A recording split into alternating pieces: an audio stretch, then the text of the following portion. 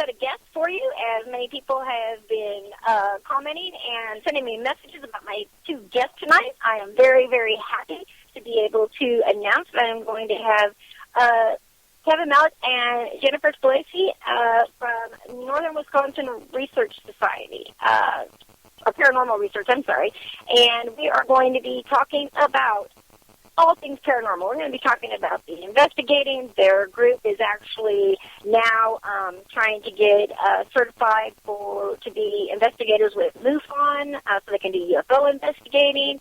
Jennifer is a very gifted psychic and a very, very good friend of mine. So I'm so happy and honored to be able to have them both on my show tonight. I've been trying to get Jennifer on for a very, very long time, and now I get a special 2-for-1 deal. So with all that being said, let's go ahead and introduce and welcome my guests. I do also, before I do that, I want to say thank you to everybody that is listening.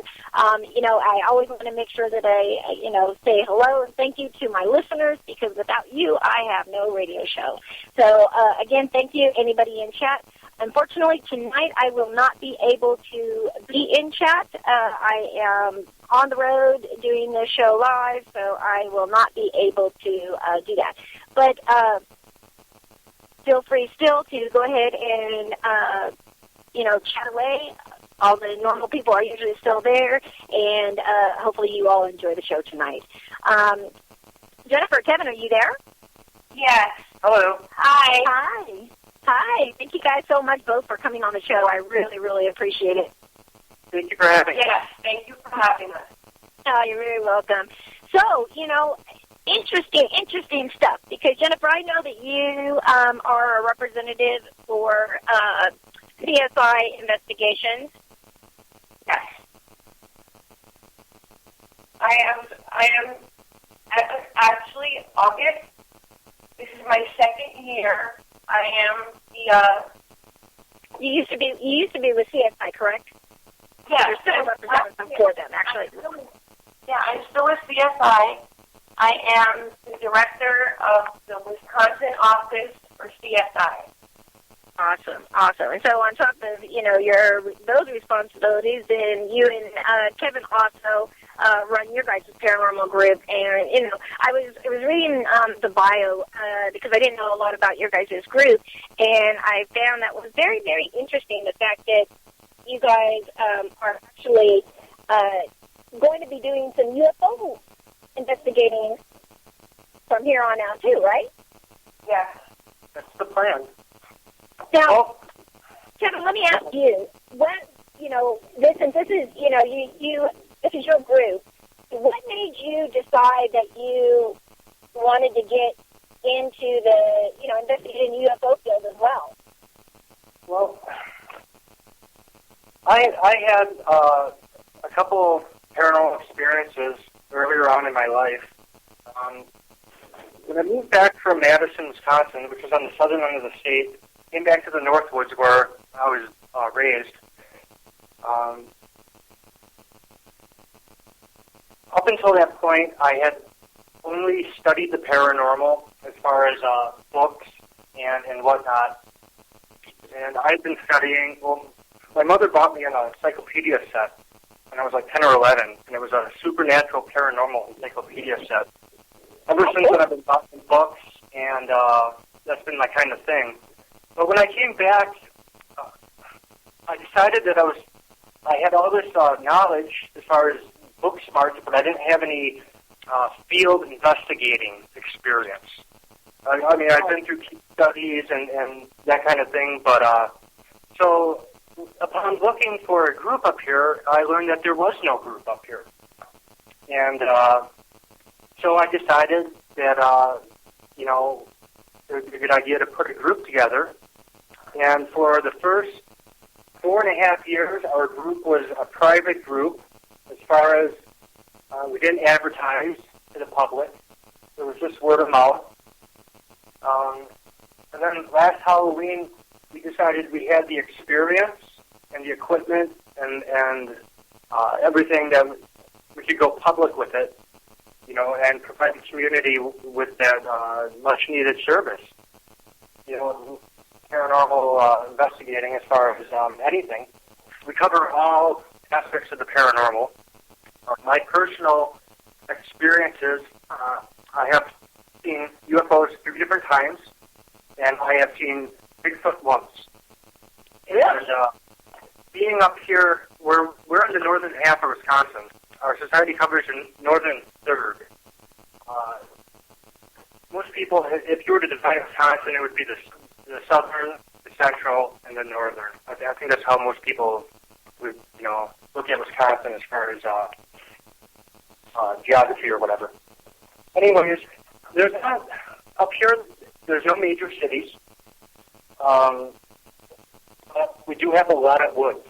And being that myself, I had a Bigfoot encounter or a sighting, and I was with somebody. It was daytime. We know what we saw. At that point, I knew that was real. At that point, it was no longer folklore or legend.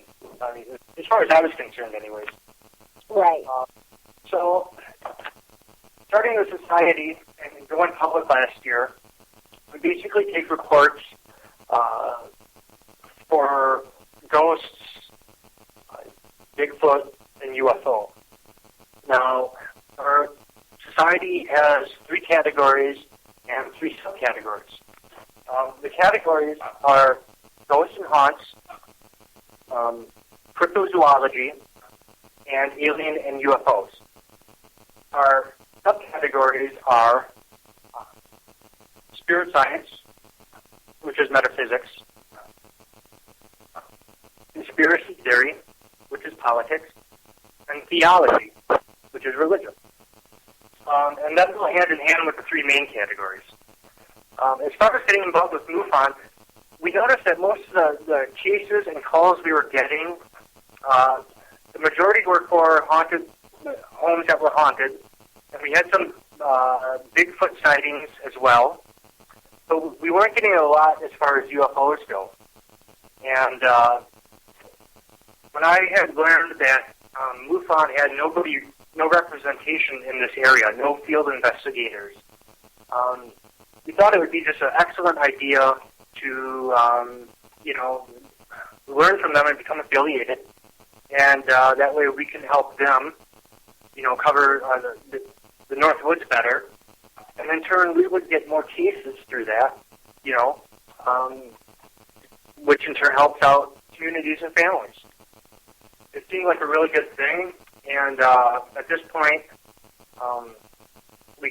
we're currently studying the manual. We're going to take the test, I would imagine, in a couple months here, and once we become certified, then from that point on, I would expect, we'll be doing a lot more with the UFOs as well. Well, to me, I mean, at my group, we also investigate UFOs and cryptozoology and everything. And, it's very interesting because now I'm starting to see that there are more people who are actually doing that. Because for a long time, you didn't see, paranormal groups, laughed if you were out investigating any kind of, cryptozoology or UFOs or anything of the sort. People looked at you like you were absolutely crazy. And, from doing this for so long, and I myself, too, have, grown up, seeing UFOs myself, so I completely, get what you're saying. And investigating, the one thing that I did find as well is that I found that there's a whole lot of connections when you're investigating and you look at everything. Did you find that at all? Yeah, actually. And it's interesting coming from the paranormal field, being, a psychic as well, and, Jennifer too, but, for me, it was like everybody kind of just, scoffed when I would, say that I investigated, UFOs and, abductions and all the kinds of things like that, and people would always, had something to say.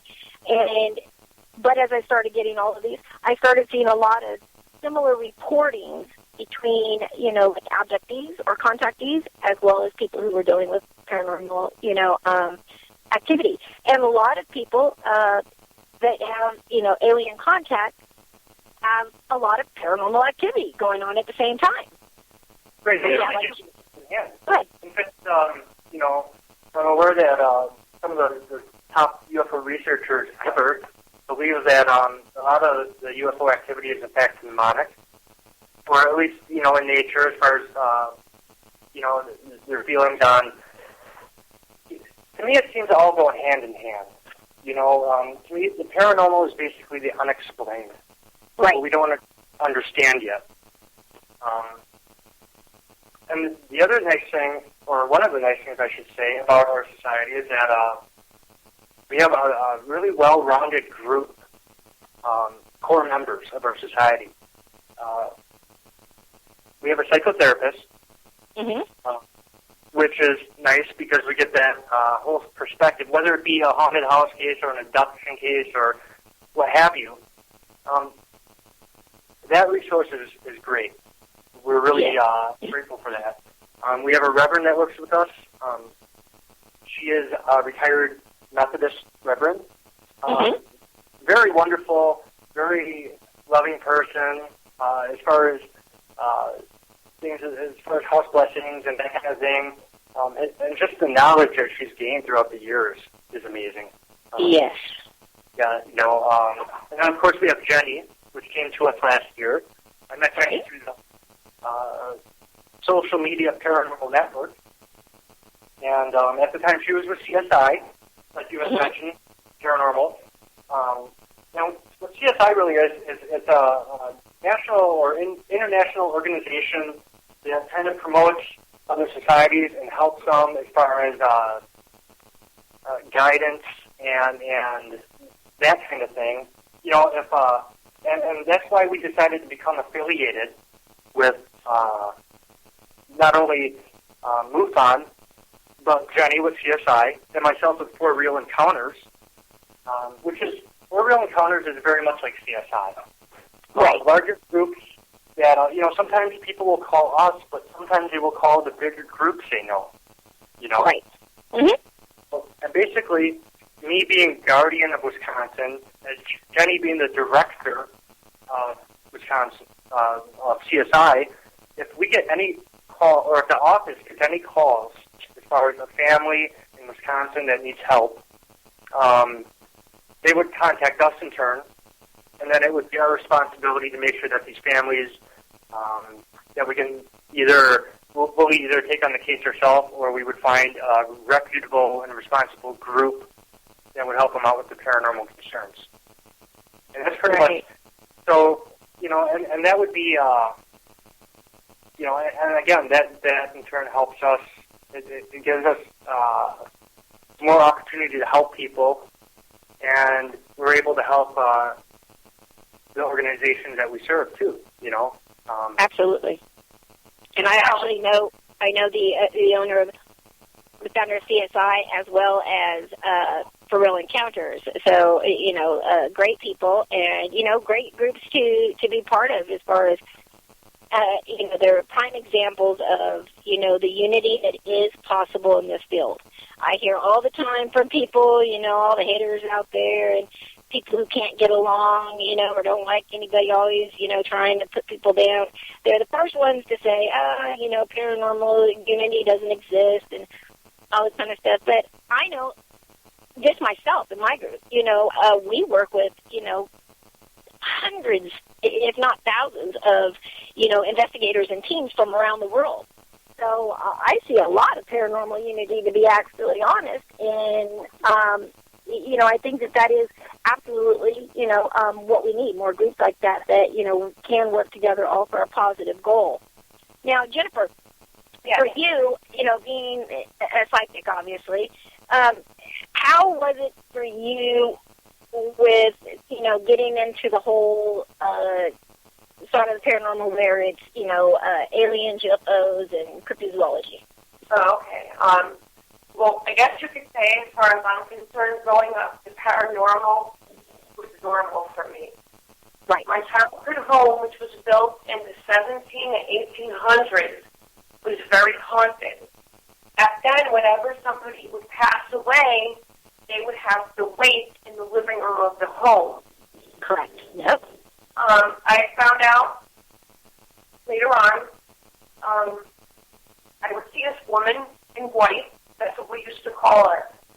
And I got confused one day because I didn't know what my abilities were. Like, I knew I had something not many people have, you know? Right. And I heard her talking, and my parents were downstairs in the kitchen, and she was sitting in where she was by the table. And I'm like, oh, Mom, we had to you didn't tell me who that was. You know, who she is? And my mom's like, well, what are you talking about? I'm like, the woman sitting right here. What's her name?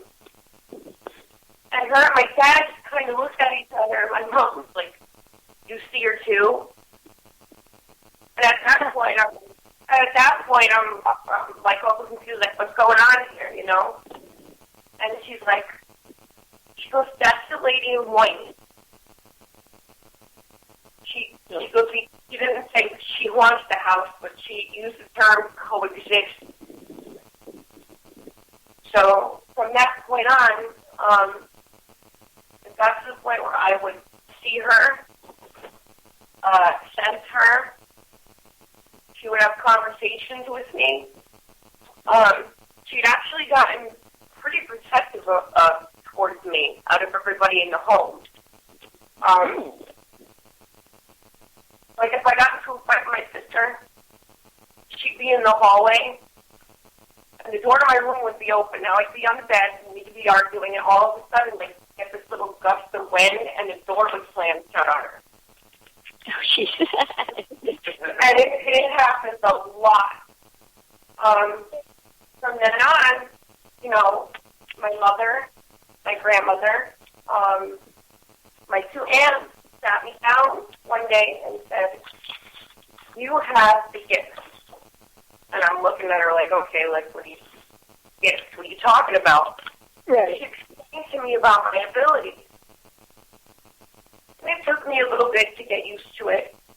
But, you know, ever since then, I've had my abilities. Every place I go has been haunted. I don't know if it was haunted before I got there or if I caused it to be haunted. I don't think actually either one, Jennifer, because the thing is psychics, we know that there are spirits everywhere, and that's why I always laugh when I see all these people going and spending the huge amount of money, you know, to go and investigate a certain place or whatever. They want to look for the most creepiest, you know, rundown abandoned building they can find. I mean, I can go to the damn dentist, I can go to the pharmacy, I can go to the store. Like, I can't go anywhere, even my own bathroom, without, you know, running into somebody or something. So, you know, I think that they, you know, wander around and they find us. Oh, yeah, they do. And if, you know, too, if they want your attention and you try to ignore them, they will let you know. I can't even go to the grocery store without the them following me home. But, so, anyway, so from there, I had another experience, too. I used to see an angel. And I thought, you know, I didn't think anything of it because he appeared to look like me and you, like flesh and bone. So I was talking to him one day. My mother comes walking in, and she's just like stopped dead in her tracks. And she's just got this look of awe on her face. And I'm like, are you okay, Mom? And she was like, and she goes, who's your friend? And I go, it's Michael. And she goes, sweetheart. She goes, do you know who that is? And I'm like, yeah, Michael. And she's like, no. She goes, he's what he. And she told me that he was an archangel. So, as it turns out, from early childhood, I've had Michael with me for protection, and I still have him. So, like when we go on investigation, I call on him to protect myself and watch over everybody else. And he's like right here. So he goes to all of the investigations with you, like kind of follows you? What was that? So does he kind of like follow you and like go to where you go? Yeah, he does. Not necessarily all the time. If we go someplace where I feel that it's a negative spirit, and I don't sense him, usually I'll say the prayer to St. Michael, and I'll either see him or I'll hear him. Gotcha. Here's my background. As far as the paranormal itself, I got interested in checking out haunted houses in the neighborhood. dad would go with me.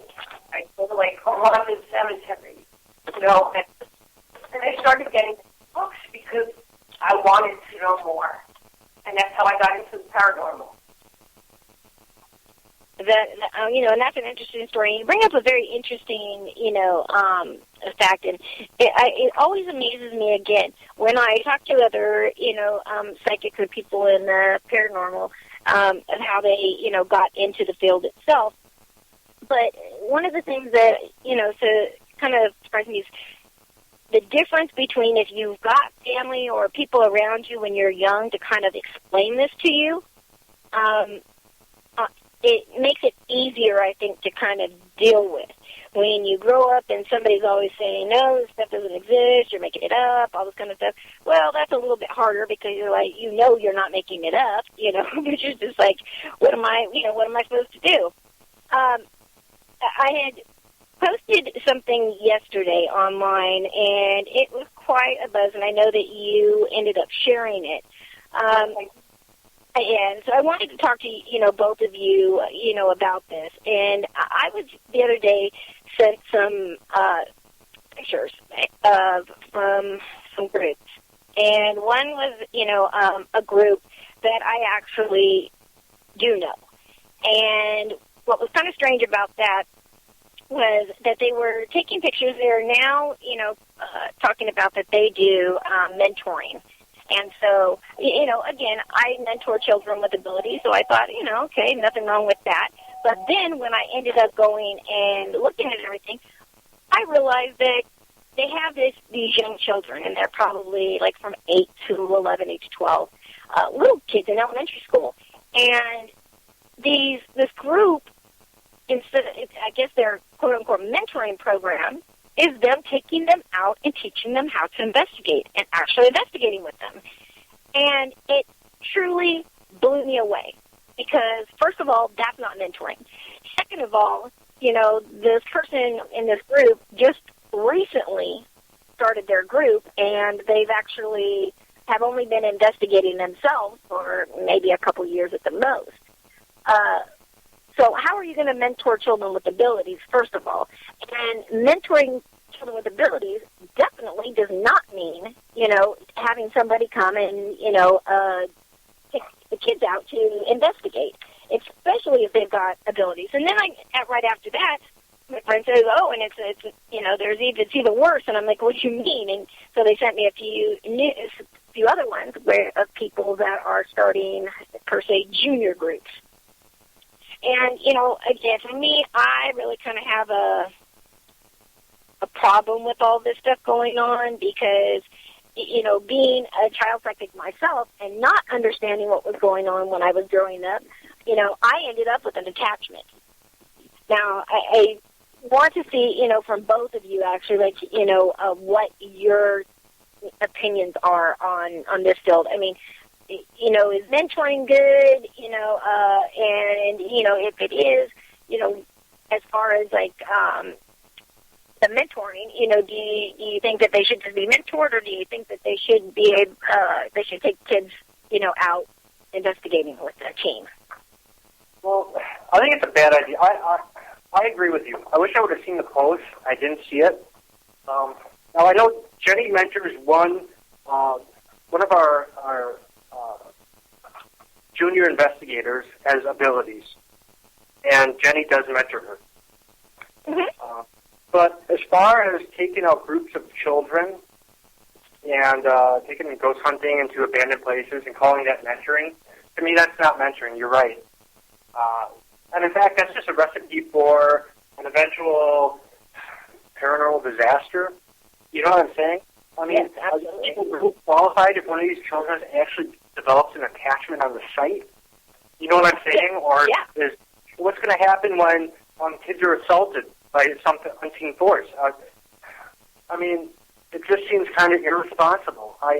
Again, I don't know the group per se, and I didn't see the post, but when I teach. I'm a music teacher as far as outside of the paranormal, and if I teach a student, it's one-on-one. It would seem to me that if you're going to mentor somebody, it should also be on like a one-on-one or maybe a two-on-one kind of thing, opposed to just taking them out in the field without any experience whatsoever. Yeah. You know? Yeah. I mean, taking them out and giving them an audio recorder, an EMF meter, and teaching them how to use those and how to try to communicate, you know, again, children with abilities, they don't have a problem with, you know, communicating. You know, 99% of the children that I get, that I'm mentoring, the first thing that they want to do is they don't want their abilities anymore. They want it to be shut down. They're usually afraid. They don't, you know, they don't understand it.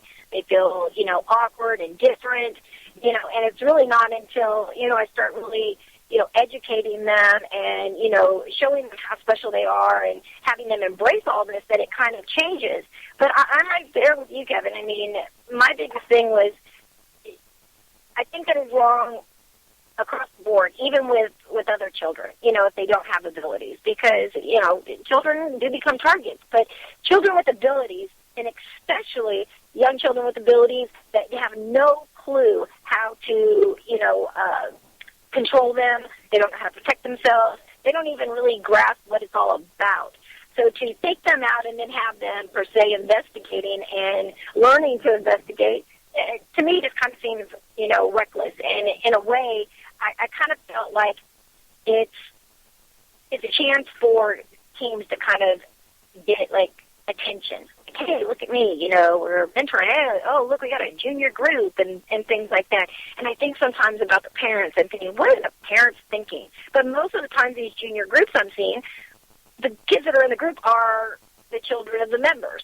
So, you know, I guess instead of, like, having to find a babysitter for the night, you know, it's easier to just take them with them. But, you know, could you imagine adults in this field end up with attachments? They end up being attacked. They have so many things that happen to them. Why would you even want to put a child in that situation? I just really don't get it at all. And Jennifer, you know, again, you're a psychic and you mentor children as well, like I do. And, you know, like, I mean, I saw your post, so I know, but, you know, for those who didn't, you know, like, what are your feelings? I agree with both you and Kevin. To me, that has to be the worst type of child endangerment ever thought of. You have, like you were just saying, these kids, even if they're not gifted, one, you should at least make sure that they're maybe 18 or at least old enough to understand what they're getting into. Because we all know children between, you know, 8 and 5, as far as age goes, they have innocence. They don't know right from wrong. Nope. And if you're taking them on an investigation, it's like Kevin and you just said, it's big, you know, knock on wood. You know, it's people that take their kids ghost hunting and they get attachment. And it's not unhealthy because then when they get attachment, 9 out of 10 times the parent or parents of the child don't know what to do to get rid of it. And then they can't understand why they got attached and why they got these attachments in the first place. You know, like I understand, you know, if you're gifted and you want your children to learn about their abilities, make sure they have a support system at home, family and friends. But don't expose them to the dangers of paranormal investigating. Especially when they have no experience whatsoever. You know, even for adults to get attachments, that's serious, you know, that's serious stuff, you know. To put that on a child is can be very damaging. Yeah, and then you have to worry about, you know, these parents taking these kids to abandoned places, and how many times have we heard about them getting injured because they don't go to the place correctly, so there's like a hole in the floor, or there's steps missing.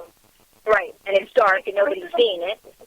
Yeah, it's clear to me that when they do this, they're not thinking. They're only concerned about getting what they want to get as far as evidence goes.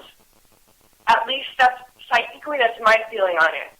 Like, they want to use their kids as bait because they know that their kids have abilities, even if their kids don't have abilities. You know, we all know how terrifying it's got to be for some poor little kid, boy or girl, to go walk into a place with no abilities and have idea what's going on, and then he or she gets an attachment. Oh yeah. You know, Oh yeah.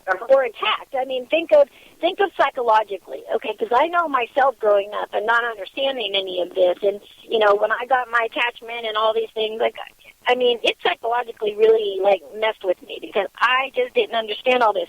So even, you know, per se, if they, you know, you've mentored them and they're kind of aware of the paranormal and things like that, I just don't feel that, you know, mentoring and investigating have anything to do with each other.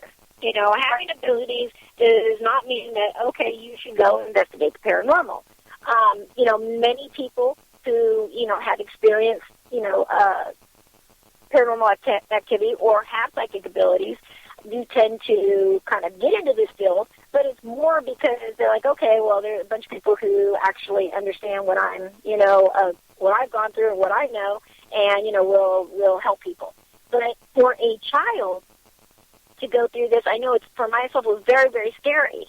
And, you know, even as I got older and I kind of understood that as a child, as a young child, if you was to take this child in and say they were, you know, they were attacked or something happened, you know, how is that going to, you know, affect a young child, you know, psychologically? Because that's going to scare the hell out of them more so than, you know, what they already feel. Yeah, I mean, they can end up getting so traumatized, they get psychological scars, and it could take them years to work through it. You know, Yeah. they don't think these people when they take young kids. Like, you know, hey, I'm all for groups starting out and the whole stuff with paranormal unity, but not when you're around that age. You should know better than to bring your kids around any kind of an environment. Well, I tell you, like even with the young adult that Jenny's mentoring, I'm not. I mean, there's a time and place to take, for lack of a better word, a rookie into a situation. You know, a lot of times I feel like it's not a good idea. You know, there's a time and place for everything, and that's certainly not the time or place. I wish I had seen the post. You know, as far as like how many kids are going at a time, how many adults are there, what the the circumstances are. Well, off air, I will, you know, give you the information, you know, on the groups. When I did the post, I did not put group names or any of too much of the information because, you know, I'm not really about, you know, like calling people out or bad mouthing people. Sure. But this really hit me really wrong because, of course, you know, I do have personal knowledge of the people running the group that, you know, again, doesn't give them, you know, they just started investigating themselves. So how do they feel like they've never been mentored themselves to even know what mentoring, you know, means? And so, you know, obviously this is the wrong thing. Now, I mean, the kids that I've probably, over the years, I've probably mentored, I'm going on the upwards of about 170 kids. And they range from 5 years old up to, you know, 18 years old. I always mentor both the children and their parents because, you know, it's their child. They're the ones that need to be able to help support and do it. You know, I'm just trying to kind of train them on how to help, you know, their kids and things like that. Now, with our older kids, the teenagers, you know, 16, 17, 18, once they had gone through the program for a full year, which is, you know, consists on so much. It consists on focusing on, you know, their abilities, how to protect, how to control them, what it all means, how to meditate, all those kind of things. But for many that, you know, as the teenagers get older, and again, this is, here we're looking at kids, you know, they see all this stuff on TV, and now it's like something really cool to do. You know, so everyone wants to try to do that. And for, you know, even the older ones, after they had been with us for, you know, with me for a year, and they would graduate from the program, I would, you know, invite them to come out to either a convention with me or out to, you know, on my radio show, and so they could tell their story. And then, you know, I would allow them to come and investigate. And I would tell you that I even stopped that because at that age, it's a lot of silliness, and they don't really take things that serious. Maturity is important, right? Yes. And, this is a field that you need to really understand the seriousness of this. This isn't a game, you don't want to be going and, provoking and, all these kinds of things. And, it would be like if you have a child and, you and your husband sit down with your 8-year-old and you use Ouija board, right? And you say, oh, this is how we communicate.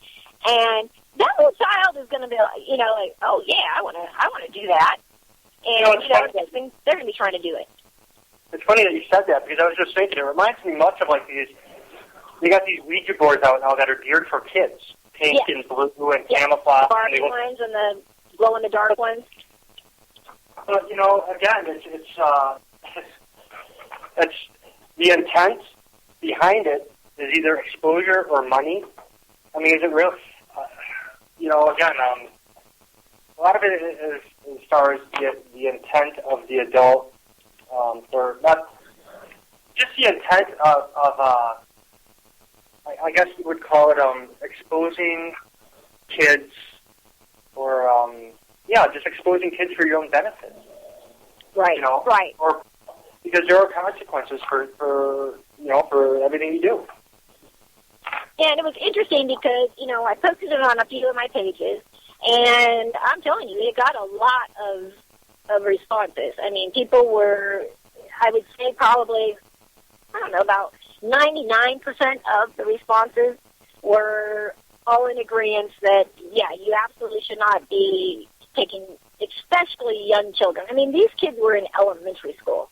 And the other group that I saw that had a junior group, those kids were even younger. Like, they looked like they may be, 7 years old. I mean, these are young kids. They're not teenagers. And, it, again, worries me a lot about, not only the groups that are doing this, but, what are the parents thinking? And I'm sure that probably, parents don't know much about this, so they kind of are just expecting, whoever, they're dealing with to, if they say, oh, that it's safe, you're supposed to, in their eyes, be the so-called expert, then they're going to think that nothing's going to happen. And I just, yes, there are many people that, I've known over the years that have taken their kids, investigating and things like that. I just think that is way too risky. Way too risky. A lot of, too, it's important that if that's going to happen, if I would think that the parents need to be involved. I mean, if I were the one behind it, I would insist upon it.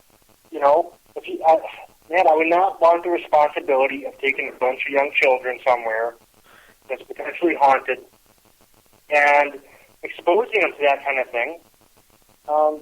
Again, like I said, I almost feel like it's the recipe for eventual disaster. Yeah, I remember I was going over some EVPs one time, and one of the kids I was mentoring, he was with me, and they were like, "Oh, that's really cool. What is that?" And I didn't even, as I started, I said, well, I was explaining what an EVP is, and right away, little boy says, "Oh, I want to do that.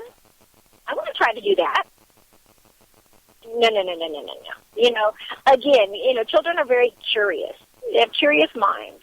And, so if you go and you teach them something and teach you oh, there's nothing to be worried about, then they're going to go out and, mess around with this stuff. I mean, I know that growing up, everybody told me, you shouldn't play with the Ouija board.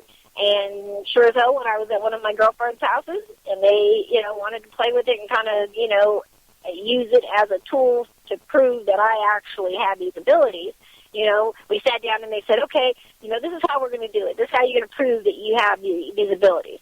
We're going to put the Ouija board out, and then we're going to ask it questions, and we want you to give the answer first, and then we'll see if we get that same answer. And, at the beginning it was kind of silly, and then it kind of went bad, and it, everybody got scared, and everybody, didn't want to use it anymore, and it scared me. And I truly, to this day, believe that's probably where I got my attachment from. And, I feel that, again, whether it be a Ouija board or, doing EVPs or whatever it is, the interaction is what you have to be worried about, because even, like you said, as adults, we have to be very careful to protect ourselves and things like that when we investigate, because of all the things that happen. People get scratched, they get pushed and get hurt, and get all kinds of crazy stuff that happens to them. And it's like, what, do you think that just because it's a child there that, anything dark isn't going to come after them? Absolutely not. It's going to be the opposite. They're going to be like a target, bigger than day.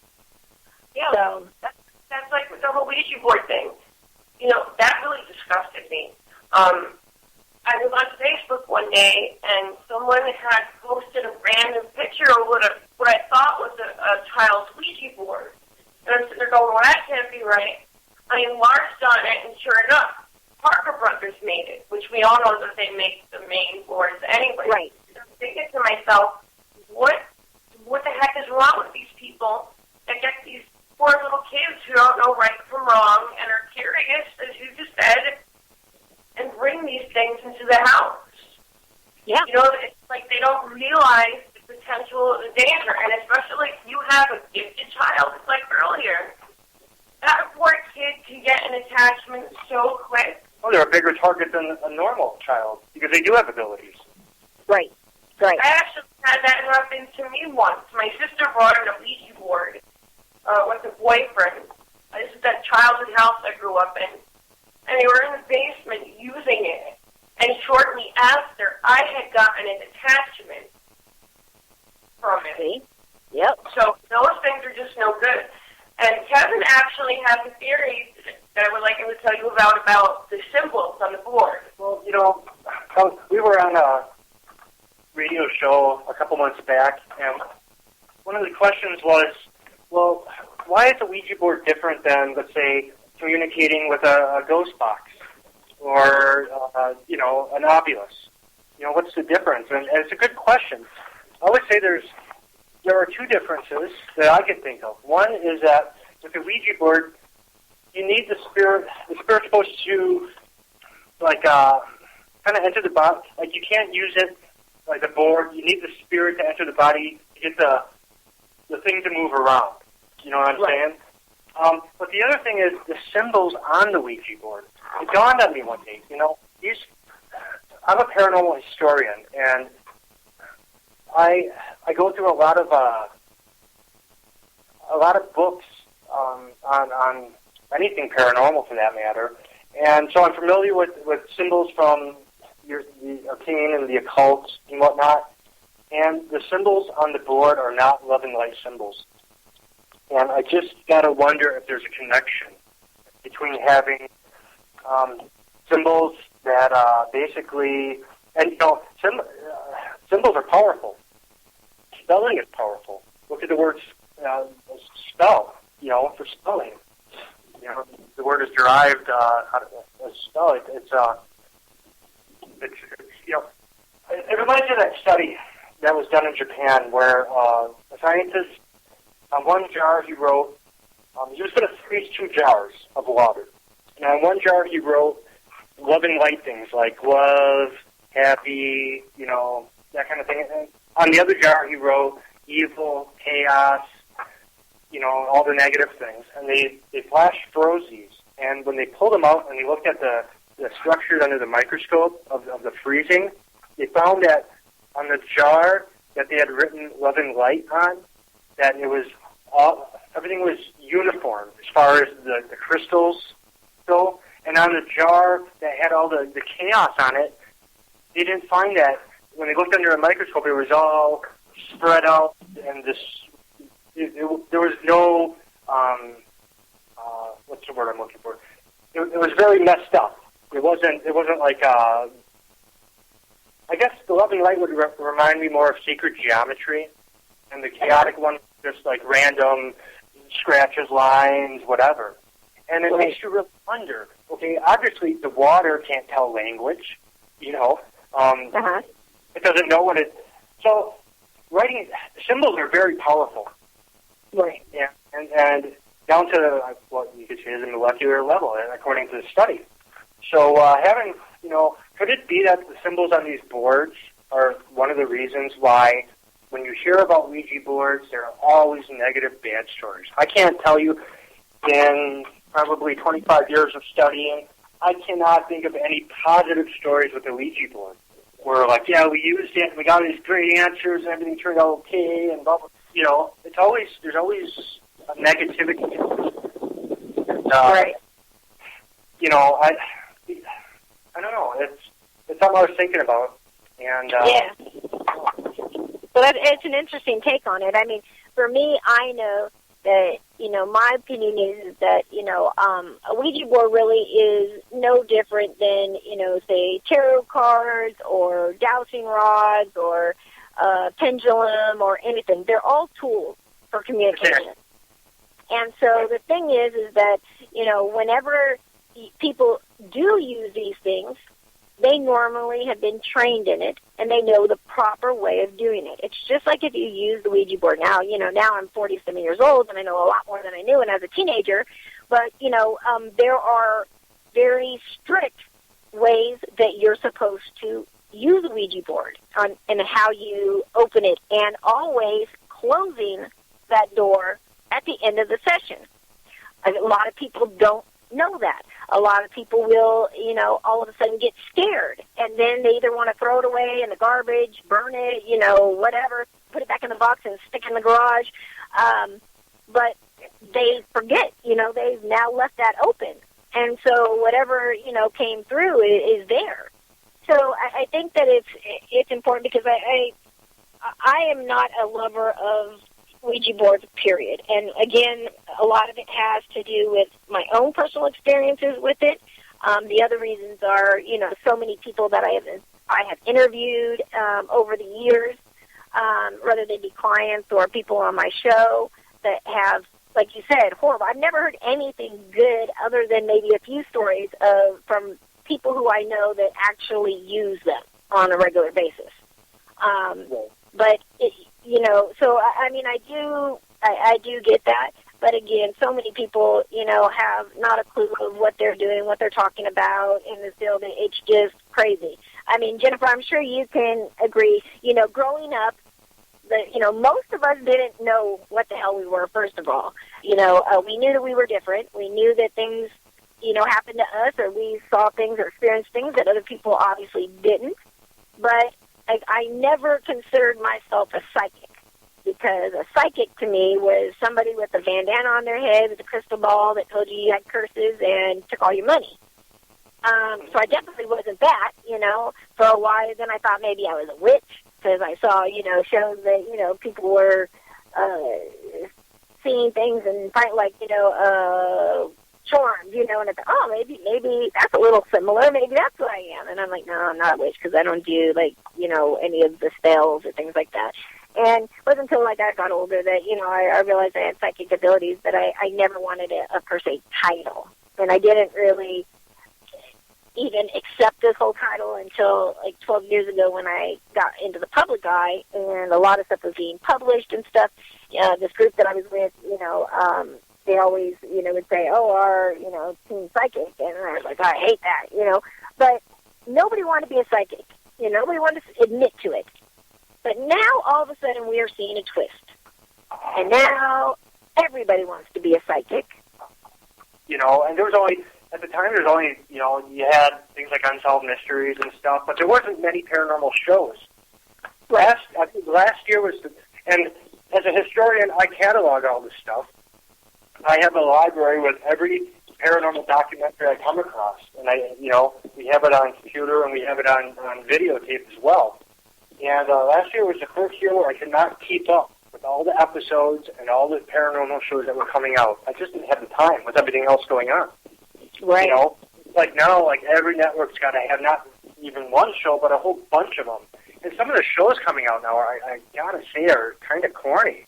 No, that brings up a good topic, actually, because I posted last night. Again, I was house sitting for a friend of mine, and, they had, satellite TV, so I'm trying to, find something, on to watch. It wasn't really anything, and I see on the Destination channel that there was this new show. And I'm like, okay, so it was like haunted asylum. And I had seen some stuff on Facebook, so I'm like, okay, I'm gonna check this place out, right? I'm gonna check the show out. This thing, I mean, the premise was okay of like where they're going, but their idea was not to investigate the paranormal and to communicate with the spirits, but to capture them so that they could then go and release them. And like wild animals. Oh my God. Now, I've heard of crossing people over, but I mean, this is relocating them. Like, I don't get the point. Like, what's take them from one place to another place? Like, what's that going to do? That's not. Because besides, I mean, the spirits. I know some spirits are grounded. Some aren't. How do they know the spirit won't return anyways? I mean, isn't the whole point to cross it over? So the ghost becomes a spirit. Right.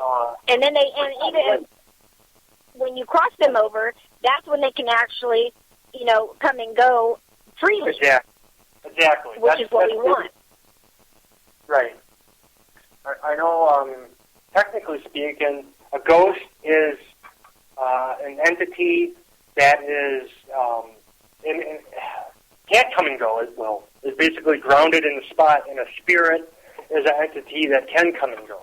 I mean, technically speaking, as far as if you want to get into lingo, right? And all that.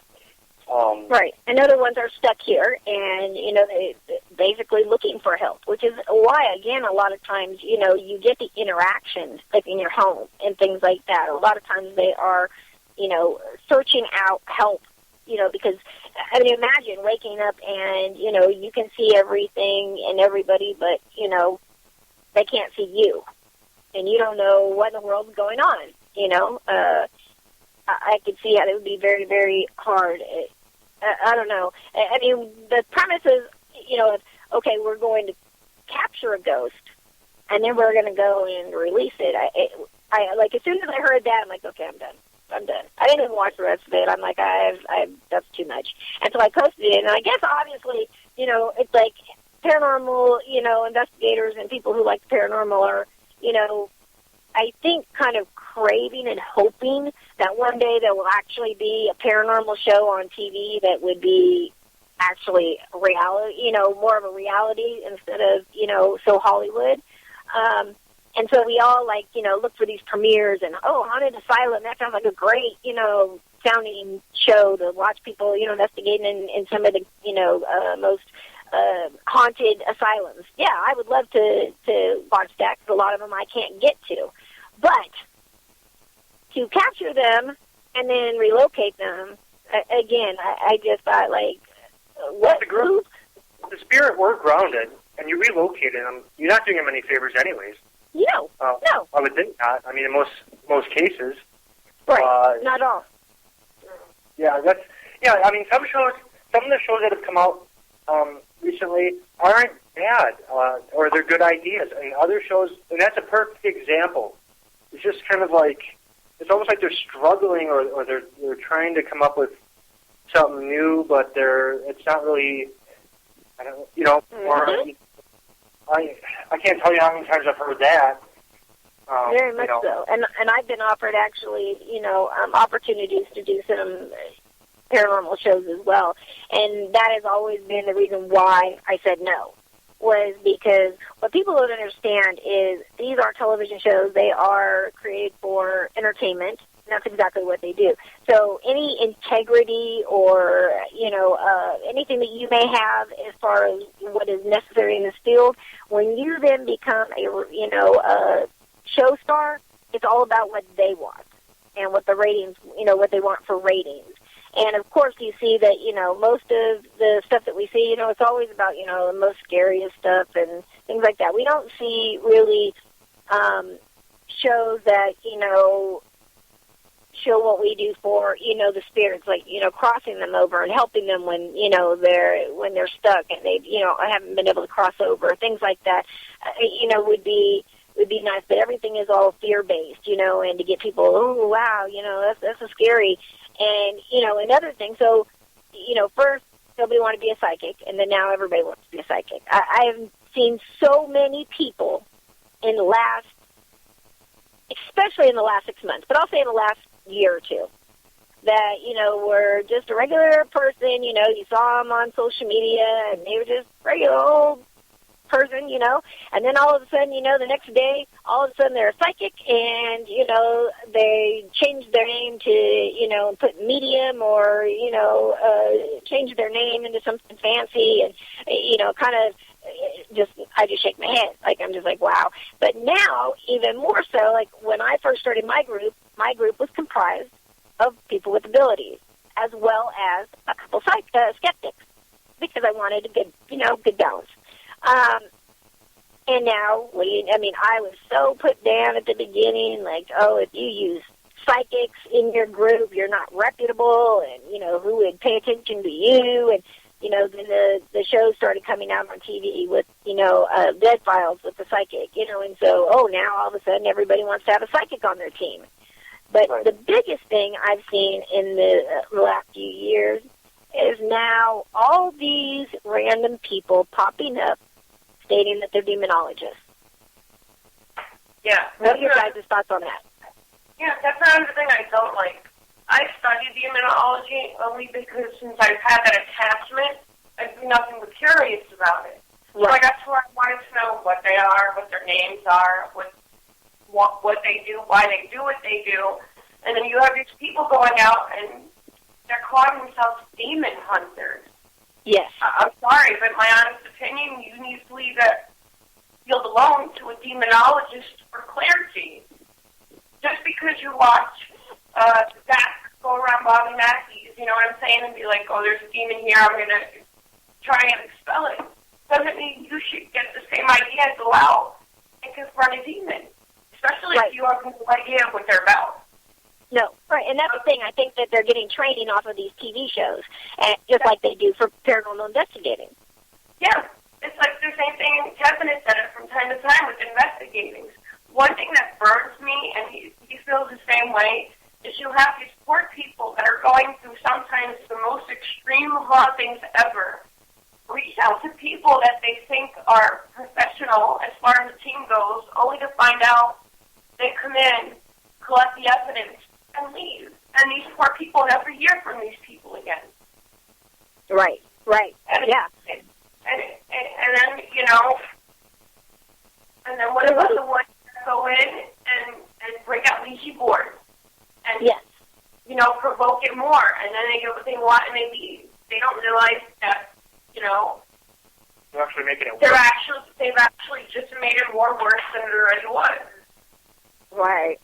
Well, and I also noticed that our conferences and stuff like that. Like now, there's like a lot of people now that are, the big thing is, to have a psychic do a seance there. And it seems like they're becoming, it's like more of like a circus there than, educating, and learning about it. I mean, that's what conferences are supposed to be about. You just want an event to go and investigate at and just go have fun. I have seen more craziness and chaos at conferences than anywhere. I mean, you might as well not call it a conference. You might as well just call it, a big social media hookup party. Because I see more infidelity. I see more, you would be crazy. You probably could imagine what I've seen, but I'm just like shaking my head, like really, this is the field that I love, and this is what it's becoming. It's completely crazy. And then one other thing I don't like is when you have these people that have no abilities whatsoever. They claim to have abilities, and they go in, and instead of fixing problems, they make it worse, and that makes actual people, gifted people like yourself and me, look bad. Yes. Because now they're going to sit there and say, well, that was a fraud, well, now she's a fraud, and he's a fraud. So, and it's one of those things. If you're not psychic, you're not psychic. Yeah. I mean, and the thing is that being psychic, I really don't understand why anybody would want to say they're psychic. Like, it's not something, I mean, we choose to live with it, and we learn to deal with it and all of that. But, I mean, choice-wise, like, I haven't really talked to many people that say, oh, yeah, if I could do it all over again, I'd choose it, choose it. Like, crazy. And what even being a psychic, even though it is now being, in the paranormal field is more understood and more accepted, in the rest of society, it's absolutely not. And so automatically you put yourself under so much criticism, because everybody wants to call you a fake, and there are so many scammers out there, like you said, so many fakes out there that it gives us that are really doing this, a bad name. Sure. It definitely, hurts to tell that I don't really understand, the attraction with it, because I was telling somebody the other day, I remember when, probably close to 20 years ago, going out and doing cases for, like, it was like somebody knew somebody who knew me, and they said, oh, this stuff is happening, and they say, hey, I happen to know somebody who knows somebody that, does stuff like that. And I couldn't get anybody to go with me to investigate, like nobody. Now, I've got a full team with 2 divisions, an international team. It's crazy, and I've got a waiting list of people wanting to join to become investigators. And I'm like, where the hell did all this come from? But we look at it, and it's television. It's television. It is. Right. They expect to do what we do in like an hour because they watch like Ghost Hunters or Ghost Hunters. Oh, is that all they do? But when I find out it comes to the hours of research you got to do on, the people in the property or the private residence or public building or a hospital, then when you collect evidence, you have to go through photos, you have to watch video, you have to do EVPs, and that could take hours. And people, when they find out, they're like, oh, well, I don't want to do that. I just want to go see ghosts. That's my whole thing. And why would you even want to get involved? That's like wanting to be psychic. Honestly, and I agree with you. I don't understand why these people want to be psychic so bad, because let me tell you something, Christina, if they saw half the stuff that we saw that wasn't so nice, they wouldn't want what we have. Oh, exactly. Exactly. And a lot of people, when I'm speaking at conferences, they always will tell me, like people who are sensitive or maybe empaths and stuff, and they'll say, oh my gosh, Christina, I so wish I had, all your abilities. And I'm like, really? I'm like, are you really thinking about what you're saying? And they're like, well, we wish we could see spirits. We can feel them and we can hear them, but we can't see them. We wish we could see them. And I'm like, no, you don't. You really don't. Because it's not always pleasant. Absolutely not always pleasant. And they come out of nowhere and scare the hell out of you. It's like somebody, every time you go around a corner, like you never know who you might run into right in front of your face. I also say, think about it. You don't just turn them off, and say, okay, I'm going to bed tonight, so guys, leave me alone. I'm like, you could be taking a shower, you could be using the restroom, you could be having sex with your significant other one, and you can have a whole gallery of people looking at you. I'm like, you really? Like, there is no such thing as privacy when you're a psychic. I tell people that. And I was like, I tell people all the time, man, to me, and I'm like, you really want to think that. Well, why are you making it sound bad? I said, because as any kind of psychic or medium, I said, you have no privacy. When they want your attention and they want you to hear them and see them, they don't care where you are, what you're doing, who you're talking to. Nope. And they can be very pushy about it, too. I got kind of I had this little spirit of a little young girl, and she wanted me to give a message to her mom, and it happened to be somebody who I knew 100% did not believe in psychics. And she had just lost her, her little girl, and this little girl really wanted me to give this message, and I'm like, how do I do this? Because this lady's going to want to, fight me, for even bringing up her child that just passed, And this little girl, spirit, told me that if I did not give her mom the message, she would come home with me, and she would stay with me until I did. And I thought, how the hell am I being threatened by a child's spirit? Like, this is a new one for me. I thought that, and it's like, oh, so you don't want to answer me? Well, I'll just stay here and torment you until you do. And they literally do. And when you get the message out, they're like, okay, thank you, and they go. It's gone. Yep. I so agree. We can go to places like the grocery store to get milk. We can roll. There's like a pack of them, Yeah. And people don't realize that. And then when you have people that get in, that are able to tap into their sensitivities, and they deal with that, well, then they don't want it all of a sudden. Right, yeah, because now they open up something that, you know, they don't really, I mean, people think that you can, like, pick and choose. You know, and the thing is, we all have abilities, you know, so it's not like that, you know, we're somebody special.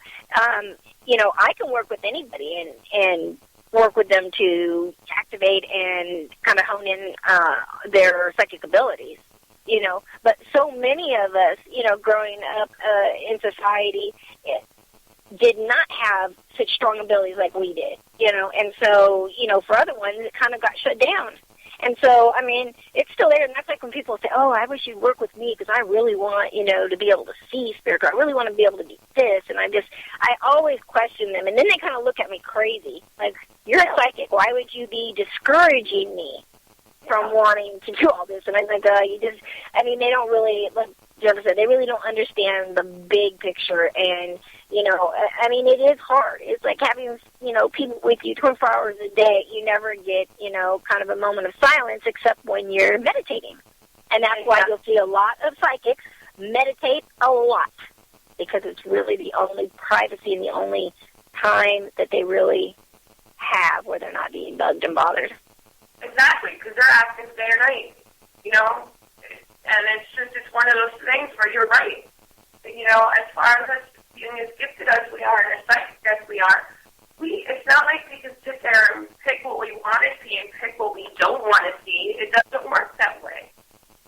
Right. Plus, it's also, you know, people don't understand how hard it is. You know, people want readings all the time and things like that. And in our group, we offer free readings for people if they need them, because I think that, you know, it's like if there's a message that needs to be, you know, given, I don't think that because somebody doesn't have money that they shouldn't be able to get those messages. So, you know, everything I've ever done has always been for free. But it's one of those things when you've got, you know, people are out there, say, giving readings. There's something that I'm finding a lot lately is people are starting to get a lot of readings. And then they're more confused than they were at the beginning, because they're asking so many psychics, their opinion on the same questions or whatever, and of course, they're getting all different answers. Yeah. And they're like, well, what do we believe? You know, so it makes it really hard. I really try to tell people, you know, if you go to a psychic and you do not get a good reading, you know, say maybe they really don't have the abilities they say they have or whatever, if you don't get a good reading, then I could see going to try to find somebody else. But if you get a reading where you were able to get some validation, whether it be for everything or for some of the things, you know, I think that people need to, like, just go with that. You know, I see that when people get readings, like, they will say, oh, okay, can I ask one more question? Okay, one more question. Well, I know I said that, but can I ask one more question? You know, and it'll, like, go on, and then they'll call you the next day, or they'll message you the next day. Oh, I thought about something else. Can you find out this for me, too? And, you know, before you know it, like, they never get all the answers that they're looking for, you know, because there's always more questions. What are your guys' you know, opinions of people going and, like, there's a lot of groups that we know that get free readings out. Well, I know that when we're working on a case, if we have a case and the client were to ask Jenny for a reading, I know she'd do it for free. I know Jenny does charge, but that's private sessions with private people. That you know, that's different than, like, we have a Northwoods Paranormal Resource Center here, and it's basically for the community, anyone that has paranormal concerns or questions. Now, to charge them for, you know, if they come in with problems, we're not in this for the money. Neither of us are. Right. In fact, I find that half the time Johnny intends on charging people, she ends up not. Yeah. You know, it's out of kindness. It's one of the things to where, you know, it's I'd have to say we start, you know, society is funded out of our pocket. Basically, I mean, once in a while we'll get a donation or something very small, but it's money has never been the driving force behind the society. We're a greater good nonprofit society. So anytime that we're working with a case, anything that would have to do with that, including Jennings' opinion, of course, would be free. And the same thing goes with anyone else in our group. Like our psychotherapist isn't going to send someone a bill because he gave his opinion on their, his perspective on the case. Obviously not, So, yeah, I think that some psychics make a living at it. I know that, I don't know, I guess that's my opinion. Yeah, I mean, like Kevin said, sometimes I do intend to charge, but a lot of the times I end up not. I'm not in it for the money, like Kevin said. I'm in it to try and help people, to find answers for them. Alternatives to deal with situations that they're having a hard time making choices with. It could be love, it could be family, it could be friendship, job, religion, just, anything. So, yeah. And I would have to say the people that do pay are usually people that can afford to pay. Yeah. Right, right. There are some people out there that are wealthy and can afford it. And if they come in for a reading and they realize that we're struggling to even, not struggling, but, running a society.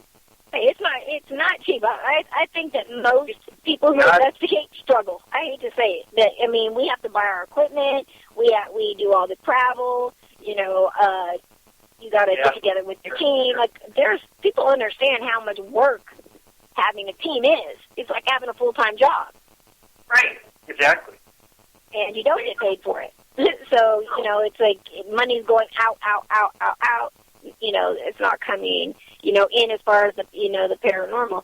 And again, to each their own. I've always given free readings. I've never ever charged for anything. I've had people try to, get me to charge, but it's just for me. It's just something that I just never wanted to do. But Jennifer, do you think that people going and getting all these free readings from, or even paid readings from psychics, is a bad idea? I kind of think it could be a bad idea in some cases because, you have these people like we were talking about earlier who claim to have abilities and they don't. So, they're going to do what they can to try and make money off of you. Because we've all seen. I had a friend of mine that I knew in school after he'd gotten out of the Army. He was living in Texas at the time. He was homebred. He walks in with his then wife and asks how much it is to get a palm reading.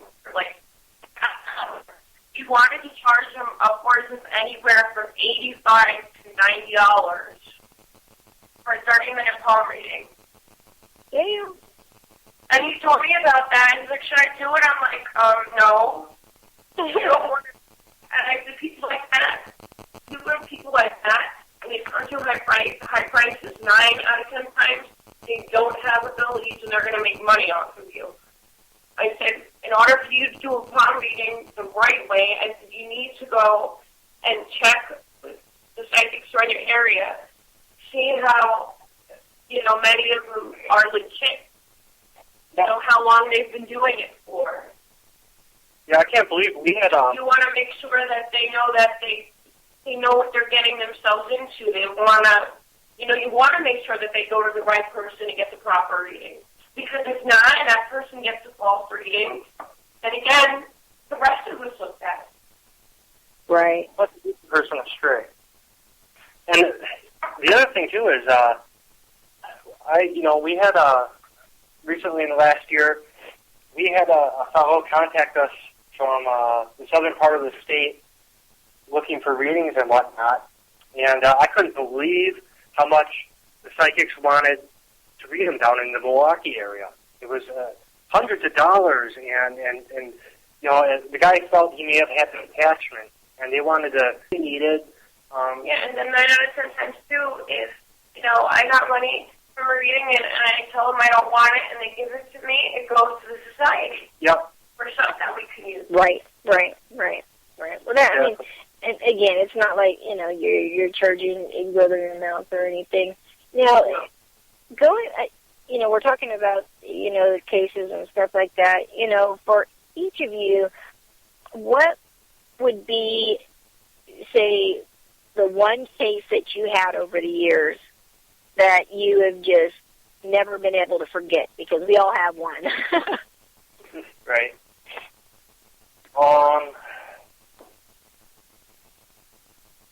I would say the case that I can't forget. There's a case we're working on, and it's kind of ongoing. It's amazing because of the not only the phenomenon that's happened to the people, but the phenomenon experienced by some of our members. I suppose I can go into it for a minute. There was we got called in. A lady she got a couple kids. Of course, the kids were sleeping in their bed at that point. They were all experiencing paranormal activity. The kids claimed that they had seen people in their room. The mother she would hear people or someone walking around in the, you know, all kinds of things going on. And we came in and we investigated and we did a blessing, or not a blessing, I'm sorry, a smudging. And the activity had subsided. And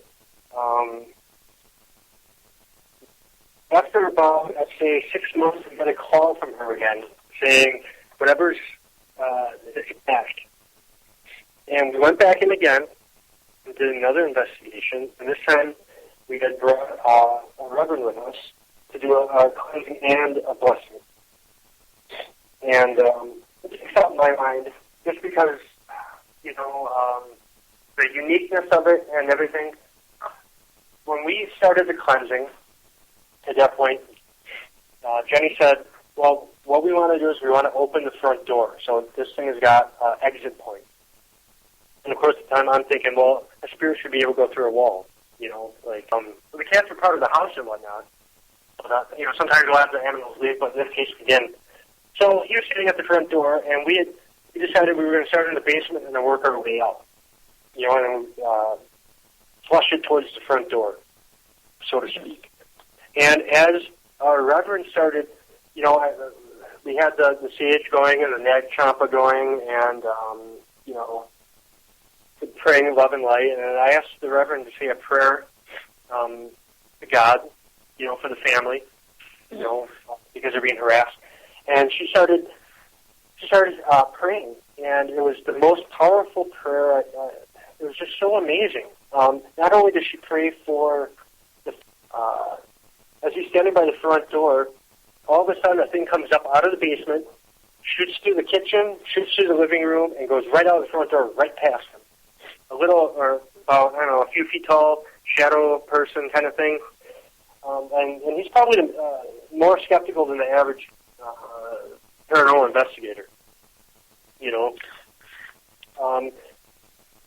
that I thought that was pretty amazing because it was something that it was his first paranormal experience. You know, and I felt that for me the reason it sticks out is because when it's not psychic, you know, I can't really feel that this was a powerful kind of thing happening. And if you could have seen this old lady sitting there praying, and it was just so powerful. I mean, I could tell that she had a connection with God. And right during her prayer, this thing just basically up and exited the premises. And then, of course, like I said, our psychotherapist saw it, and it was his first paranormal experience ever as far as witnessing something.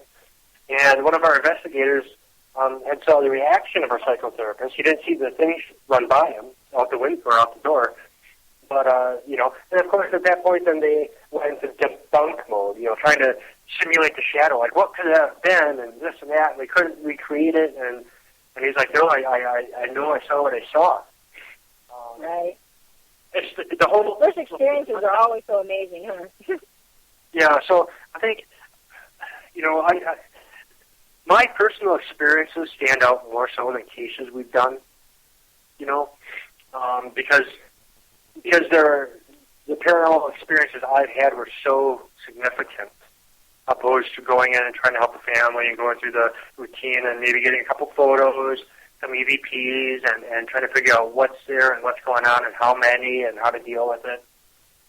Well, then why don't we talk about some of the things that, you've actually experienced yourself? Because, Jennifer was talking a little bit about some of the things that happened, when she was growing up, in activity that she, experienced and stuff. So, why don't we talk about some of the stuff that you've experienced? Well, I have one of the UFO encounters I had. Okay, sure.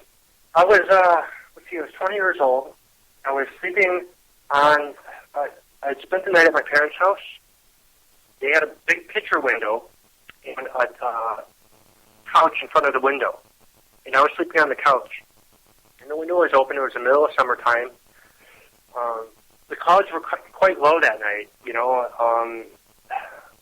Anyways, I was in a dead sleep, and just like that, my eyes shot wide open, and I turned my head and looked straight out the window, and I seen this orange thing in the sky, and I can't tell you if it was a craft or an entity.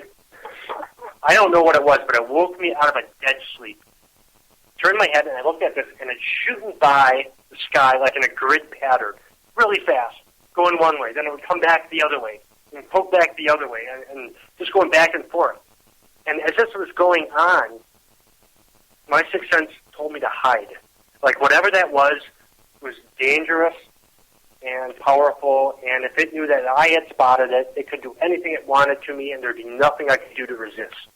Right. At the same time this is going on, my mom had an aviary upstairs. Anyone with an aviary, once in a while they'll experience this thing called night fright, where the birds, something will spook the birds, and they'll start flapping their wings so violently they could break their wings and stuff. And as this whole experience is going on, I can hear the birds having night fright. And I can also hear the dog across the street whining. At first it was barking, and then it started whining. And I got up, and I tell you, I did hide behind a chair for a couple minutes. I was, I could tell that I knew what I had seen, and I could tell that, when you have animals that are reacting to it also. Right. It was the scariest experience of my entire life to date.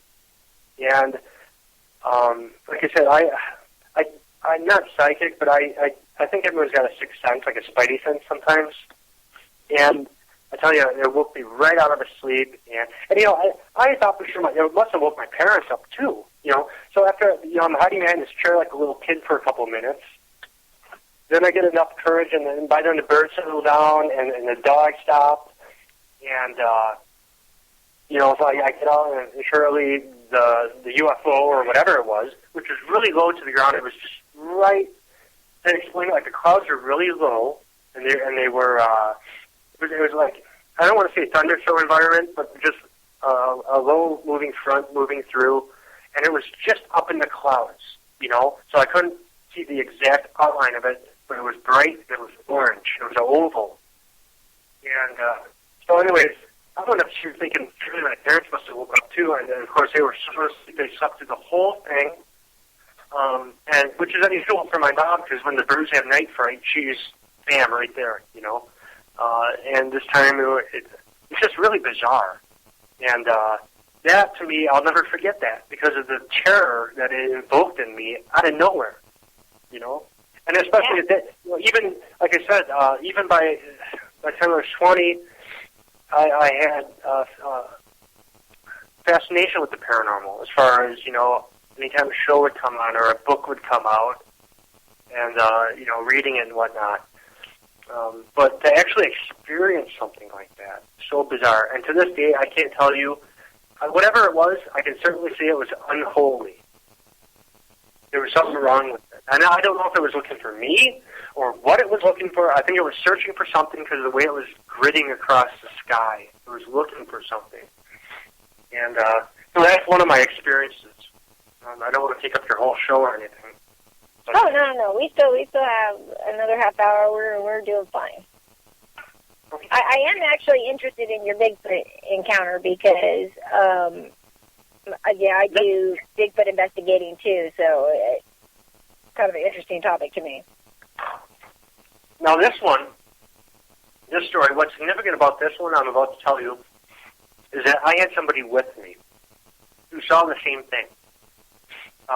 It was a Saturday morning. It was the hottest day of the year, actually. I remember it was like 104, 105 degrees that day. It was about 10:30 in the morning. We were driving down a county road up here in northern Wisconsin, but about 70 miles an hour, and we come around a corner, bend in the road, and it wasn't a sharp corner, but it was, just a curve in the road, I'd say. And as we come up along the curve, this figure comes up on the shoulder and starts crossing the highway. And the first thing I said to my friend is, "Hey, look, it's Bigfoot," jokingly. My mind is telling me this must be a tall, hunched-over old man carrying 2 5-gallon buckets, because that's what it kind of first struck me as. Within moments, we were upon it. The figure got up, crossed the highway maybe in 4 or 5 steps, tops, and had gone to the other side and disappeared into the forest. And the county roads up here, close to the road, there's a lot of like bramble and smaller brush, because of the sunlight and whatnot. And we come up to the spot, and my buddy, he stopped the car right at the spot, and I look over, and I expect to see a hunched over old man carrying 2 5-gallon buckets, because that's what I saw, and in fact, there was nobody. There was no trail. There was no road. There was nothing man-made at all. And of course, it was hunched over a little bit as it was walking long strides. The arms were swinging really long. Anyway, so my buddy, he stops the car and he looks at me and goes, "Should we go in there after it?" And I'm like, "Are you kidding? This thing, it will tear us apart, So at that point, we take off, and we had like a half an hour drive before we made it back home. So we're trying to figure out, and we're talking about this all the way back. Like, could this be a bear? No, a bear is, when it does walk, it's like Frankenstein or something. It doesn't stride like the way that this was on a mission. It was going somewhere. Could it be a man? Well, my initial thought is it must have been a man because but it like I said, the first thing out of my mouth was, "Hey, look, it's Bigfoot," because it kind of had that Bigfoot thing going on. And we're thinking, well, could it be a hoax? Well, wherever we were at, and in fact, it was so hot. It was so incredibly hot. I mean, at that point, we already had our shirts off. We had the sunroof open or whatever, the windows down. I would think that if that were a hoax, the guy would not be able to disappear back into the woods the way it did, because when we came up to it moments later, it was gone. I mean, there was no brush or bramble moving around. I would think that if it were a man with 2 5-gallon buckets, like my brain was trying to explain in my head what it could be, that he would have not been able to make it through that undergrowth. He would have struggled. There's no way that could have been a man, especially with how, like I said, just the fact that it disappeared. And if it was a man, why is he carrying 5-gallon buckets, across the highway in a spot where there's no reason to be? In fact, after that, I went back and this was my thought, my thinking. It was so hot that day that poor beast must have been suffering so bad that at that moment we came around the corner, we must have been downwind, coming along really fast. He was going to a water source, and when I looked at the map, sure as Sure enough, he was going right towards the water source. There was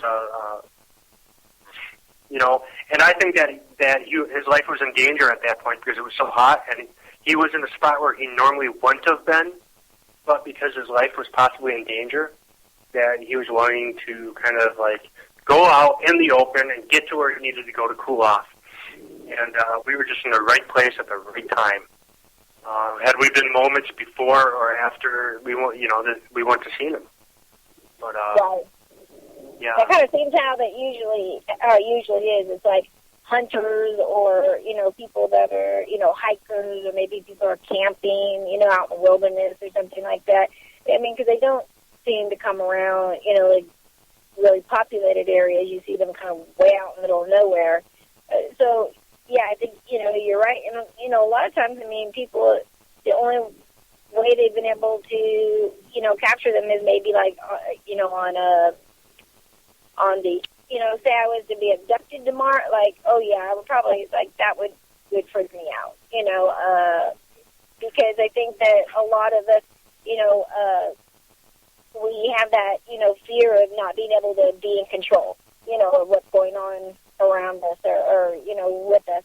So I think that, if I had to choose, and then, you got, like I said, Bigfoot, Chupacabra, I've done Mothman, I've done all kinds of cases in cryptozoology. And so I think that if I had to, pick, one to have to be experiencing, I think I would definitely say I would take paranormal. What about you, Jennifer? Me, one of my most cases I'll never forget. I was helping this team out in a small town in Missouri, and they had asked me to go along to do a walkthrough. Well, the head of the team didn't tell me or any of the other members about my walk, and sure as I picked up on outside, I actually saw this demonic being in the hallway at the top of their stairs. Wow. We split up, and we were in the living room at one point doing an EVP session. And the lead of the team at the time decided he was going to call out names and provoke it to get some kind of an answer. At the same time, one of his investigators let out this really bad shriek. She'd been in the kitchen. We went in the kitchen, and I checked her back. She had 3 deep claw marks that looked like gashes on her back. Oh, wow. So we took pictures of that. And then after a little bit, we decided, we were going to go upstairs and check out some of the other rooms. We had this room where this thing liked to hang out because they used it for a storage room, but they had, you can get into that room from like 2 ways. So the one way that we were facing the hallway for that particular room, the door was barricaded. The same girl that got scratched went up with another one of the team members and decided they were going to push the door open and see what they could get. And I'm standing there trying to tell them, this is not a good idea. You don't want to do that. That thing's in the room. Nobody listens to me. They push open the door. They're trying to do an EVP session. At the same time, they felt this rush. We all felt it, of cold air. And it felt like something went right through me. I started to feel dizzy. I started to feel tightness in my chest. I got really anxious. The homeowner, one of her daughters, had let me out of the second floor balcony because it got to the point where I couldn't breathe. That's when I realized that I had this demon try to attach itself to me.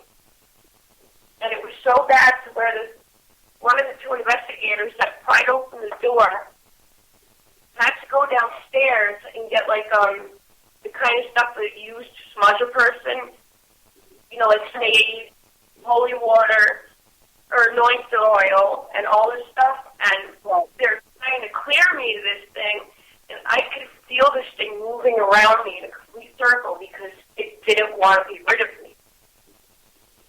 Oh, my gosh. After that investigation, still the same investigation, one of the daughters decided she wants to take a bath. And we're trying to tell everybody, you know what this thing is, you don't want to split up because that's how it'll come after you, one by one. Well, she doesn't listen, and she goes to go take a bath. She starts walking up the stairs, and the obulus that they had on the coffee table in the living room goes off and says the girl's name and said bathtub. So at that point, we had to kind of force her to stay down. At the same time, one of the homeowners, one of the homeowners was holding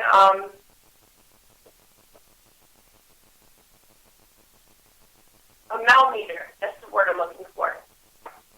And we are asking a question. And every time it was, we'd get a question directed toward it, on the path of something demonic and inhuman, the millimeter would literally go to 66.6.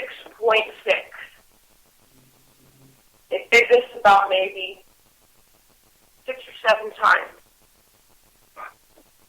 So that's how that went. And then, of course, I told the lead investigator to rip his team off because he didn't tell not only me, he ended up not telling his own team members what we were walking into.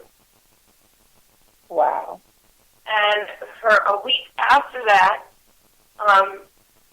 people were having accidents. One member got into a car accident, but thank God he made it unscathed. Another one received a burn on her arm. Another one got pinned down in bed. And it's just, to the point where she actually has to have clergy come out and bless the house. So for me, that was one of my most profound cases that I'll never, ever forget. Yeah, I think, again, being in this field and being a psychic, becomes such a target to anything that's dark there. I mean, they want to come after you, and again, it's such a scary thing. I mean, for investigators, that don't have abilities, they get scratched, they get hurt, things happen to them all the time. Then they'll go home and talk about how they've got the worst luck in the world, all this kind of, stuff. But for somebody who's, psychic, it's very, very, like, once something gets a hold of you, it's very hard to break that. Now, when you guys go out as a team,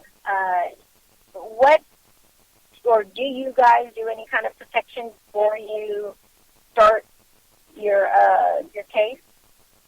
Oh yeah, absolutely. We say a prayer before we go out, and depending on where we're going, sometimes we'll even smudge ourselves before we go. Certainly, when we get back, same thing. We smudge ourselves and more prayer. I mean, that's about that's important to do that, I think. Oh yeah.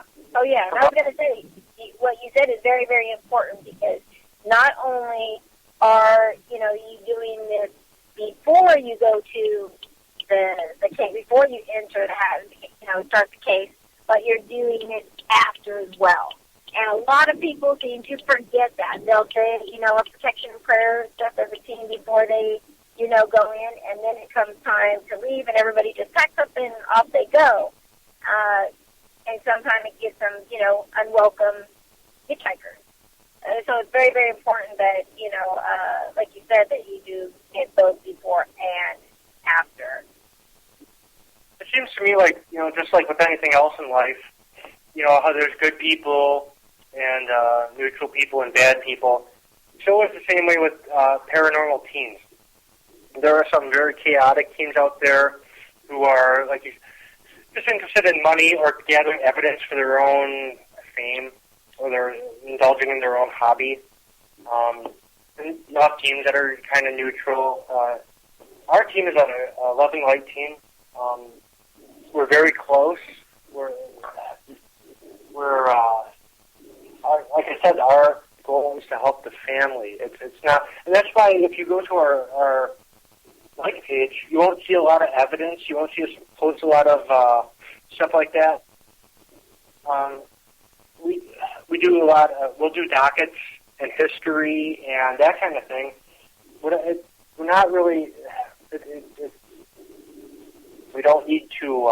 Once in a while, we'll put out some evidence, But generally speaking, we're not the type of group that wants to put out every EVP or every photo or talk about every case we have. We don't either. We don't either, to be honest. I mean, number one, our private cases are 100%. We start. It's all confidential, and we sign with them. Telling them that. So unless we have their, express permission, we're not going to use, their names, any of the information from their cases, et cetera, out to the public. But for both of you, now, since you guys are going to get into the whole UFO side, now, myself, I have two divisions. I have the paranormal side, and then the other division does the UFO and the cryptozoology. Now, do you think that that's like how you guys will take this on, or are all of your investigators being trained to be UFO investigators as well? Everybody in our group is not going to be working on the UFO cases. I would say, me and Jenny are working for our certification. We're very fortunate that our ufologist consultant who lives here in the Northwoods is actually the head of the Wisconsin MUFON. He's the director of Wisconsin, and he's a good friend of ours.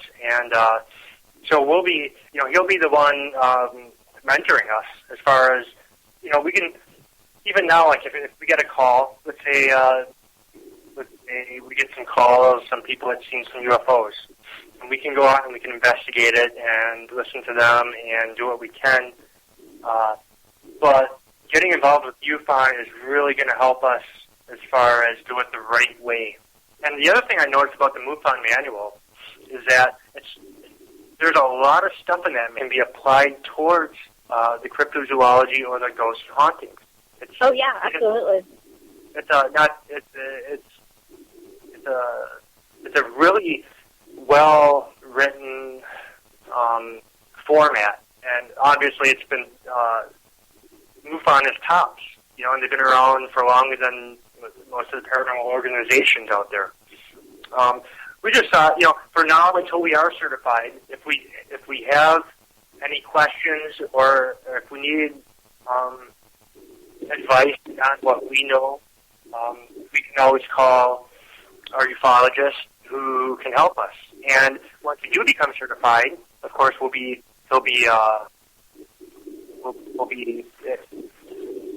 answering to him, kind of, I guess. But it's just, again, it's all about giving the community a place to go if something unexplained happens to them and they need answers or want answers. I think we're going to apply, every time we study a chapter, either how we study it is, before, like an hour or two before we go to bed, me and Jenny will either I'll read a chapter to her or she'll read a chapter to me, and it's like, oh, this is a good idea, or I like how they did that, or, and that kind of thing. And then we can apply it to kind of what we already had going on,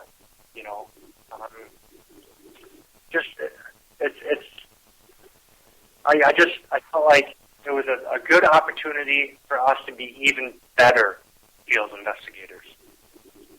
And to say, our society, like I said, we're we're really a well-rounded team, and we approach each case from multiple perspectives. And that way we can come up, and we seem to have really good results with that.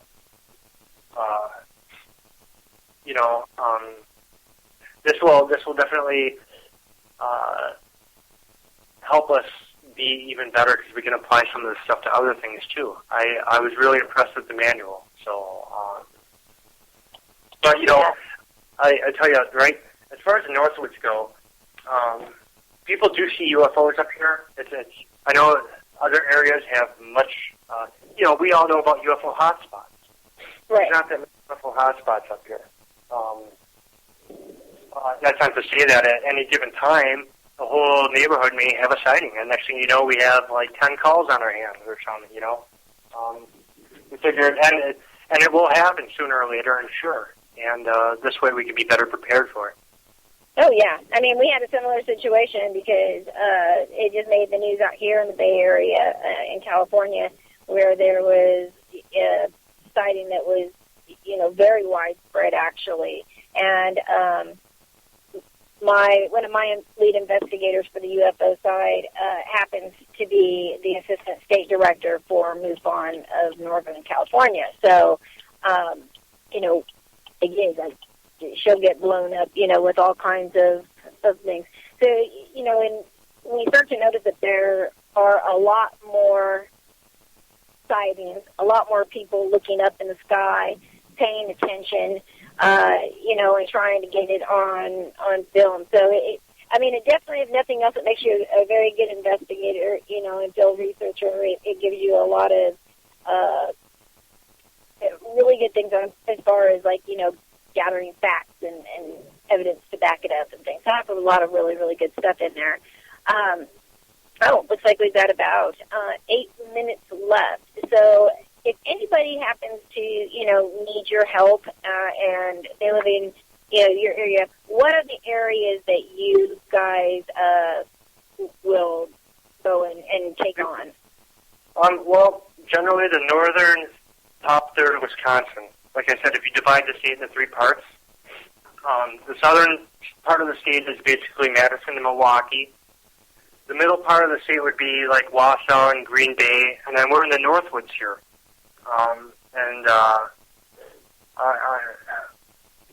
And sometimes we'll even travel into the Upper Peninsula of Michigan as well. We had a case, So yeah, that's basically the area we'll service, Okay. And then, but if people call you and say, they have a case and if they're not in your area, they could still always contact you, right? And either yourself or Jennifer could use your other group to find a reputable team or somebody to help them in the areas, right? We do work with other teams in the state. Yes, in fact, let's see, we've recently joined forces with RIP Paranormal. It's a group that we have recently learned about. It's also in our area, and we met with them, and they have 2 really good investigators on the team that are going to start working with us. And then we also work with another team in the Fox Valley area, Fox Valley Ghost Hunters. I guess, would it be okay if I took the last couple minutes and put out some of our links and all that kind of stuff? Yeah, absolutely. I want you to give out all of the ways that they can find your guys' pages and contact you. Okay. As far as our society goes, you can go to Facebook. You can go to our like page, Northern Wisconsin Paranormal Society. Our phone number is on there if you wish to call us, and that would be 715-614-1204. Jenny's also got Medium page, Jennifer Salsi, Physical Psychic Medium. That's also Facebook. And of course, we're involved with CSI Paranormal, and that would be a group page on Facebook. They also have a like page as well. One Paranormal Family Worldwide, and Paranormal Clubhouse, I believe. And we're also involved with, we started a Facebook page called Lake Monstrosities, which is dedicated to marine cryptids, lake monsters, sea serpents, that kind of thing. You can find that on Facebook. And also, I've recently become one of the admins for Zombie Plesiosaur Society, which is also dedicated towards lake monsters and whatnot. Let's see. We have, there's an event coming up for, let's see here.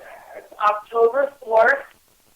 I'm sure everybody out there is familiar with Summerwind. Fox Valley Ghost Hunters and the owners have decided to rebuild Summerwind. On October 4th, anybody can come out. It is $50 to camp overnight. It covers food because they're going to have a bit of a cookout. Or you can come out for $15 for the cookout and check out the ruins. All the money that they make is going towards the rebuild for Summerwind. It's a haunted event benefit. And, of course, we'll be helping them. It's on our turf, and it's probably the number one most famous spot in our region. So there's that going on as well. You can find that if you go to Summerwind Mansion Rebuilt. That's on Facebook.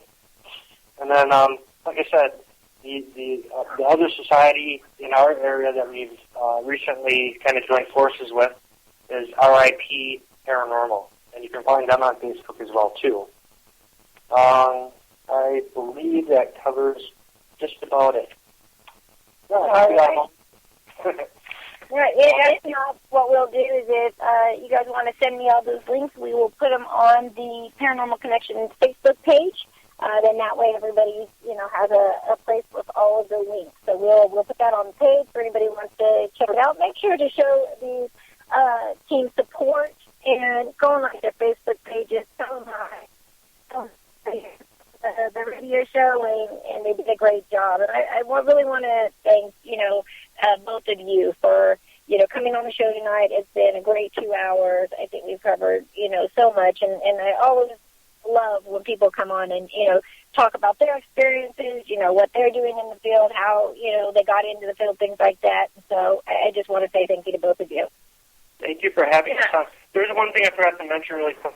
We'll be writing for Supernatural Magazine coming up here, too. Oh, wow. Yeah, that's something that we're really looking forward to. So, yes, thank you so much for having us on. Yes. Oh, you are very welcome, and big congrats on the magazine. That's amazing. Yes, thank you so much. It's huge, yes. But, again, anyone that's in the Wisconsin area or can make it up to Wisconsin, check out the Haunted Summerwind event. It's one of those things where it's once-in-a-lifetime experience. And who knows, you may come out and you may experience something paranormal. And it's all for charity to rebuild the mansion. That's awesome. Awesome. For a great cause. So make sure to go out and check out their event. Make sure to go out there and check out the ruins and, give to a good cause. So, all right, everybody, we're in our last minute. Just want to say thank you to all of the listeners tonight, all of the people in chat, and as well to our guests, so Jennifer and hey, I just want to say one thing real quick before we leave. Please make sure that you get those links to me, because I'm doing a lot of promoting right now for different people, different events. If you guys end up having other events that come up, let me know. I'd be happy to help promote for you. Absolutely. Thank you so much. Thank you so much. All right, everybody. We'll be back next week with another good show. All right. This is all we have for tonight. Good night from Paranormal Connections. See you all next week. Good night, everyone. Bye, everybody. Good night.